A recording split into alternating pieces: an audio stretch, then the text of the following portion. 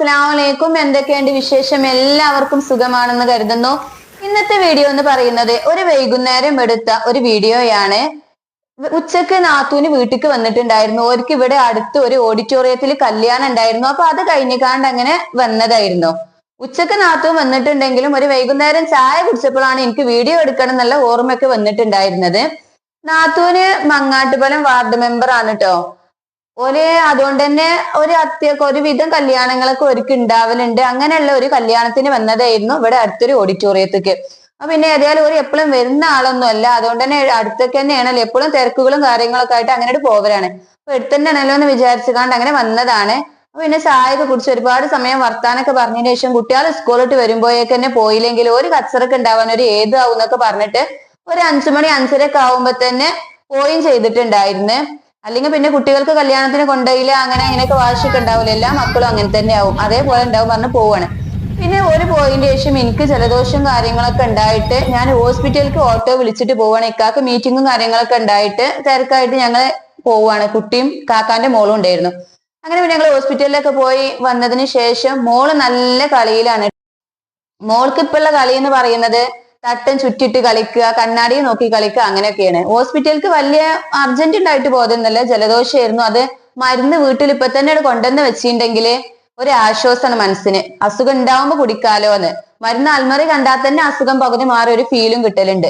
അങ്ങനെ പിന്നെ ഹോസ്പിറ്റലിലൊക്കെ പോയി വന്ന് ഇങ്ങനെ വീട്ടിൽ ഇങ്ങനെ ഇരിക്കുന്ന സമയത്താണ് ഒരു മരുവാങ്കൊക്കെ കൊടുക്കാൻ സമയമാണ് ഇക്ക വീട്ടിലേക്ക് വരുന്നത്.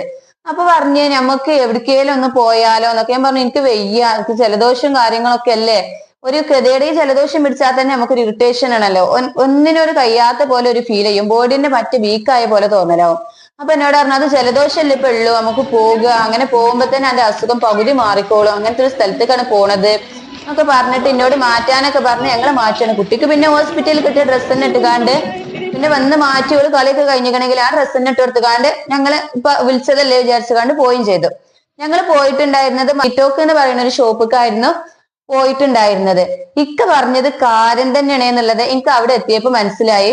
കാരണം അവിടുത്തെ ഒരു ആംബിയൻസ് ഞാൻ ഇതിൽ പറയുമ്പോ നിങ്ങൾക്ക് എത്രത്തോളം മനസ്സിലാവുന്ന അറിയാം. വീഡിയോ കണ്ടന്നെ നോക്കിട്ടോ. നല്ല അടിപൊളി ഒരു സ്ഥലം. കാരണം ലൈറ്റിംഗ് ആവട്ടെ, അവിടുത്തെ ആംബിയൻസ് ആവട്ടെ, നല്ല ഭംഗിയുണ്ടായിരുന്നു കാണാൻ. എനിക്ക് തോന്നുന്നത് ഞങ്ങൾ ഒരുപാട് സമയം അവിടെ ഫോട്ടോസുകൾ എടുത്തിട്ടും അവിടുത്തെ ഇങ്ങനെ ഓരോരോ കാഴ്ചകൾ കണ്ടിട്ടും മോൾ അവിടെ ഓടിപ്പാടി നടന്നിട്ടൊക്കെ ഉണ്ടായിരുന്നത്.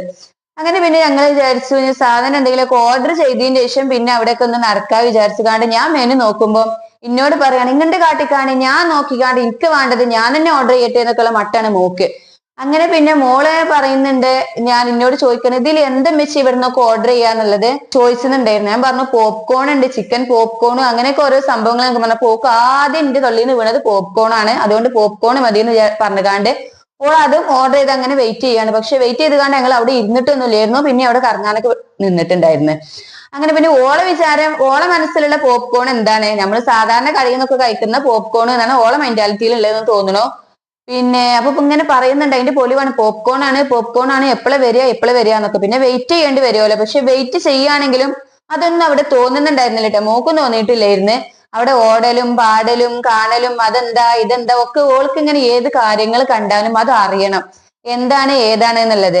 അപ്പൊ ഇങ്ങനെ ആ ചെടിമലൊന്ന് പോയി തൊടലും പിന്നെയും അവിടെ ഇങ്ങനെ കുറെ സമയം ഇരുന്ന സമയത്ത് ഓൾ എനിക്ക് ഇവിടെ അല്ലേ ഇരിക്കേണ്ടത്, അവിടെ പോയി ഇരിക്കണം എന്നൊക്കെ പറഞ്ഞിട്ട് അങ്ങനെ നടക്കുന്നൊക്കെ ഉണ്ടായിരുന്നു. അങ്ങനെ പിന്നെ ലാസ്റ്റ് ഞങ്ങൾ വിചാരിച്ചതും ഞങ്ങൾ ഓർഡർ ചെയ്തതുമായിട്ടുള്ള സാധനം വന്നപ്പോ മോള് ചോദിക്കാണ് ഇമിച്ച് ഞാൻ ഓർഡർ ചെയ്തത് ഇതില്ല എന്താ പോപ്കോൺ വരാത്തേന്ന്. ഞാൻ പറഞ്ഞല്ലേ ഓളെ വിചാരത്തിലുള്ള പോപ്കോൺ ചിക്കൻ പോപ്കോൺ ആണ് എന്നൊന്നും പോക്ക് വല്ലാണ്ട് അറിയില്ലല്ലോ, ഇതാണെന്നുള്ളത് ഓക്ക് അറിയില്ലായിരുന്നു. അങ്ങനെ ഞങ്ങളെ മുമ്പ് നല്ല ചൂടോടുള്ള കോഫിയും സ്നാക്സും ഒക്കെ വന്നിട്ടോ. സ്നാക്സ് ഒക്കെ നല്ല ക്രിസ്പി ആയിട്ടുള്ളതായിരുന്നു. മോള് വല്ലാണ്ടൊന്നും കഴിച്ചിട്ടില്ലെങ്കിൽ എന്നാലും അത്യാവശ്യം പോപ്കോൺ ആണല്ലോ എന്നുള്ള രീതിയിൽ കുറച്ചൊക്കെ കഴിച്ചിട്ടുണ്ടായിരുന്നു. അങ്ങനെ പിന്നെ ചൂടാണ് എന്നൊക്കെ പറയുന്നുണ്ടെങ്കിലും ഓൾ അത്യാവശ്യത്തിനൊക്കെ കഴിച്ചിട്ടുണ്ടായിരുന്നു. എനിക്ക് ഇത് വന്ന സമയത്ത് ഓള് വിചാരിച്ച പോപ്കോൺ അല്ലാന്നുണ്ടെങ്കിലും പിന്നെ ഓള് കഴിക്കല് തുടങ്ങിയതിനു ശേഷം ഓള് കുഴപ്പമില്ലാതെ ഒന്നൊക്കെ കഴിച്ചിട്ടുണ്ടായിരുന്നു. ഓള് ഒന്ന് കഴിക്കാന്ന് പറഞ്ഞാൽ തന്നെ അത് വലിയൊരു അത്ഭുതമുള്ള കാര്യം തന്നെയാണ് ഞങ്ങളെ സംബന്ധിച്ചിടത്തോളം.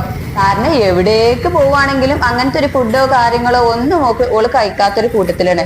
ഓക്കെ എന്നും വേണ്ടത് നിങ്ങൾ അങ്ങനത്തെ ഓരോ ഉപ്പിലിട്ട ഐറ്റംസോ, പുറത്തു പോയാലും ഉപ്പിലിട്ട ഐറ്റംസ്, അങ്ങനത്തെ ഒക്കെ പറ്റുള്ളൂ. അല്ലാതെ ഇങ്ങനെ ഓരോ സംഭവങ്ങളും നോക്കി ഇഷ്ടമല്ല. പിന്നെ മോളെ ഒരു കുറച്ചേലും തിന്നാന്ന് പറയുമ്പോ ഫ്രഞ്ച് ഫ്രൈസോ ലോഡഡ് ഫ്രൈസോ അങ്ങനെയൊക്കെ ആണെങ്കിൽ പിന്നെയും ഒന്നത് കഴിക്കാൻ വേണ്ടിയിട്ട് നോക്കൂട്ടോ. അങ്ങനെയൊക്കെയാണ് ഓളെ വിശേഷങ്ങൾ എന്ന് പറയുന്നത്.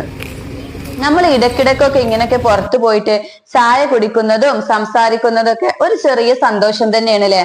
ഇങ്ങനെയുള്ളൊരു സന്തോഷമായിരുന്നു ഇന്ന് വിചാരിക്കാതെ ഉണ്ടായ ഒരു സന്തോഷമായിരുന്നു.